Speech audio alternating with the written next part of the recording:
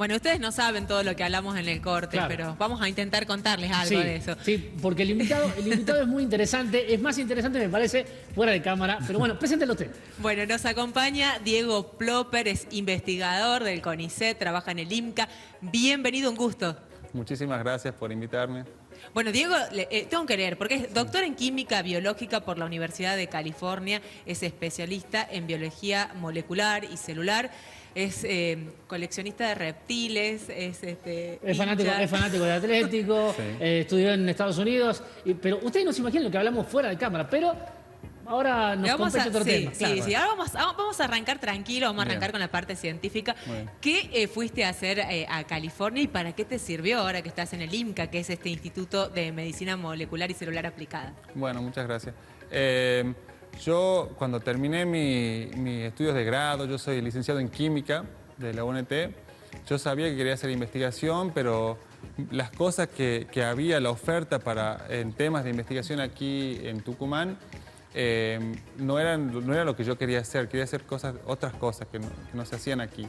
Recorrí por Buenos Aires, por Córdoba, por Rosario y siempre me daba medio con una puerta un poco cerrada, diciendo que no había lugar, que no había financiamientos, que estaba muy complicada la situación.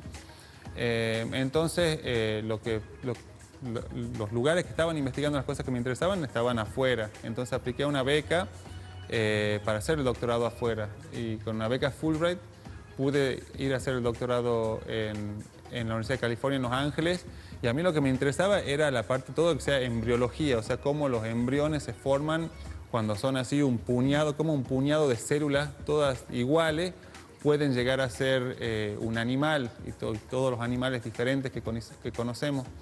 Entonces fui a un laboratorio de un investigador que se llama Eduardo de Robertis, que es como el capo mundial en este tipo de investigaciones en la Universidad de California en Los Ángeles. Y bueno, estuve ahí un tiempo largo, hice mi doctorado y mi postdoctorado ahí también. Y después, bueno, después llegó el momento de volver, como estaba estipulado en mi beca, que al cabo de mis estudios tenía que volver aquí al país. Entonces, bueno, volvimos. ¿10 años en...? 10 años en total entre el doctorado y el postdoctorado, sí. ¿Cómo era la vida allá en Los Ángeles? Y la vida en Los Ángeles, específicamente en la zona de Los Ángeles donde yo vivía, es un sueño, es como que uno está viviendo realmente, todo es muy hermoso, el clima es una cosa... Clima tropical. No, increíble, nunca hace frío, nunca hace calor. Yo después de muchos años me di cuenta que me había olvidado lo que era transpirar del calor. Sí, estaba todos ahora me los estás días, recordando bien. todos los días soleados, iguales, todos los días iguales. Uno se puede poner una camisa, un buzo, salir de musculosa, es lo mismo porque no te hace ni calor ni frío. ¿Qué otra cosa que uno a veces se olvida? No había mosquitos, o sea que estamos hablando de mosquitos. Justo que No había hablábamos. mosquitos, no había mosquitos. Pero quiero saber algo. No había mosquitos, pero a vos te gustaban los reptiles. Esto antes de viajar. Sí, yo tenía de mascotas, tenía pitones, lagartos, iguanas. ¿En Tucumán? Boas, sí. ¿Y sí. se te escapaban? Se me solían escapar, la gente por ahí que ¿Qué trabajaba. cuadra era esa? ¿Dónde era que la cuadra no quería acercarse Vivía nadie? al lado de Plaza de Alma, que era el bar ese que estaba de moda. Bueno, el norte encantado en con esa la época. pitón suelta. La Encantados gente- con Diego. Fernando, la gente de ahí de Fernando Plaza. Ríos, del Aro. Y todos los que trabajaban ahí se deben acordar cuando yo iba y pedía perdón que se me había escapado la iguana y estaba por ahí en los techos. Te pregunto, Diego, cada uno de los científicos que se sienta en ese sillón siempre nos transmite pasión por lo que hace, Sí. mucho amor por lo Sí. que hace. A vos se te nota igual que la mayoría de los que vienen acá. Sí. Y quiero preguntarte, ¿qué es lo que te ha motivado a estudiar la rama específica que estudiaste? Y si alguien te escucha y quiere estudiar lo mismo, ¿por qué le recomendarías que siga tu rama de la ciencia?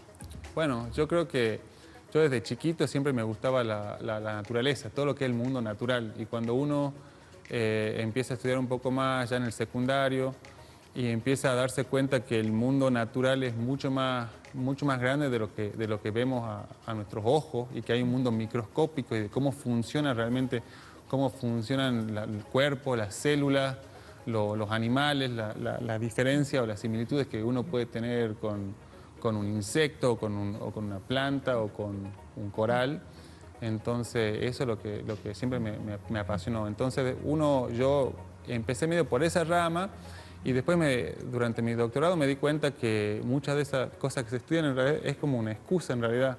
Ese tipo de modelos en realidad para estudiar cosas más importantes, que son, por ejemplo, las vías de señalización, porque las mismas cosas que ocurren cuando un organismo se está desarrollando son muchas veces las cosas que funcionan mal durante las enfermedades, como el cáncer y como las enfermedades neurodegenerativas. Entonces, pues, si uno puede de alguna forma comprender cómo funcionan los organismos en su estado normal o en su estado fisiológico, si uno realmente tiene una comprensión total, uno puede de alguna forma modificar enfermedades, ¿no? Y te quiero preguntar, estuviste Sí. 10 años en Los Ángeles y conoces lo que es la educación estadounidense, que es privada en su gran mayoría, Sí. y quiero preguntarte qué diferencias y similitudes encontrás con nuestra UNT tan reconocida y aquel sistema educativo privado estadounidense. Bueno, la Universidad de California es una universidad pública, es la universidad pública más grande o en el ranking primera en el mundo. Ella después compite allá con universidades privadas, como puede ser Harvard o Princeton. Stanford, Princeton, todas esas universidades privadas, pero las universidades públicas de Estados Unidos son igualmente buenas que las universidades privadas. Lo que sí hay que decir es que muchas de estas universidades públicas, si bien son públicas, son todas pagas. Uno tiene que pagar, a menos que uno sea brillante, un Einstein, y te den Una beca. un scholarship, una beca completa. Claro. Muy raro. ¿Y cómo hace un argentino, un tucumano, para calificar y poder ingresar a una universidad de ese tipo, no?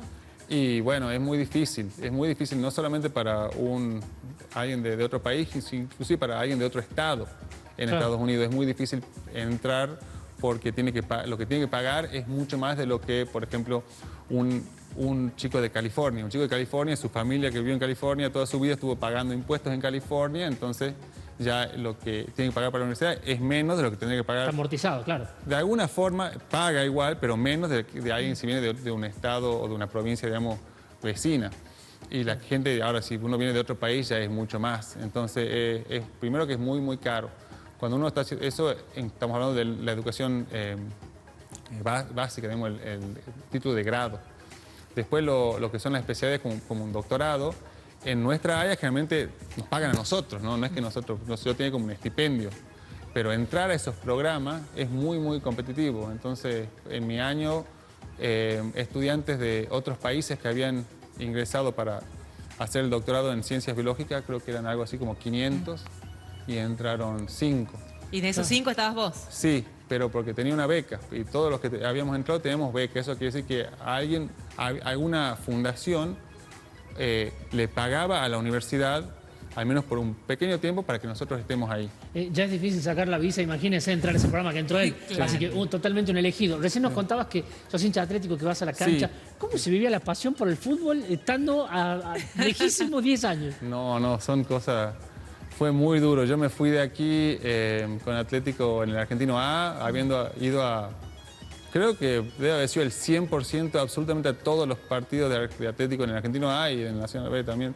Pero me acuerdo esa etapa horrorosa del Argentino A, habiéndome ido acá en un partido que casi remontamos creo que fue un 4-0 o algo así. Claro.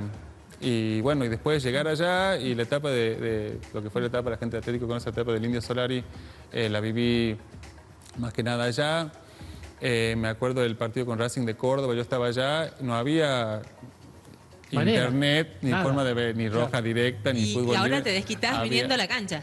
Ahora vas Ahora a vengo acá. aquí, pero en ese momento lo tuve que escuchar por radio, por internet y Claro. escuchándolo y escuchando un gol anulado, que fue una cosa, no, fue un- ¿Cómo es la vida de Diego hoy con sus obligaciones, su familia, sus hijos? ¿2 hijos, Diego? Sí.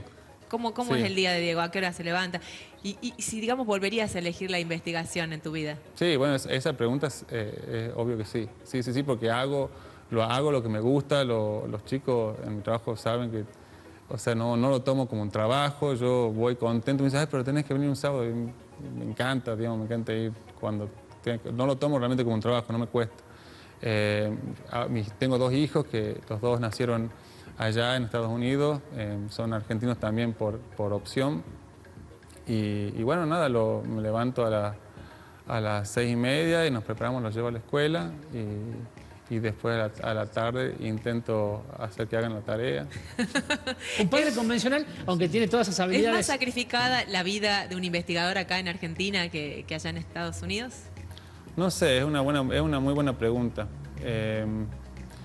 Yo creo que dependiendo de qué es lo que entendemos por sacrificado, ¿no? Porque acá hay muchos sacrificamos, es capaz que igual de dura, pero allá es más competitiva, yo creo.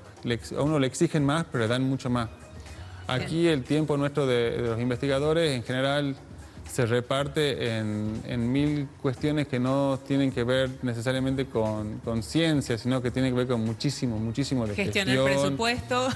Mucho administrativo, mucha cosas de burocracia. gestión, Claro. mucha burocracia, ese tipo se consume, yo diría que el 80% de nuestro tiempo muchas veces en eso. Pero estás orgulloso de la ciencia que se hace en Argentina. Digo, precisamente porque el instituto que estás en el IMCA, cuando llegó el tema de la pandemia, reconvirtió el tema de su área de estudio y de alguna manera estuvo haciendo los test de anticuerpos para detectar, digamos, el coronavirus. O sea, estuvieron aportando, ¿no? O sea, Sí, ¿te sí. sentís orgulloso de esto? Sí, muy orgulloso del instituto que formamos. Yo llegué acá en 2017 y en ese año entre el 2017, fines del 2017 y 2018, en unos meses pudimos levantar un instituto.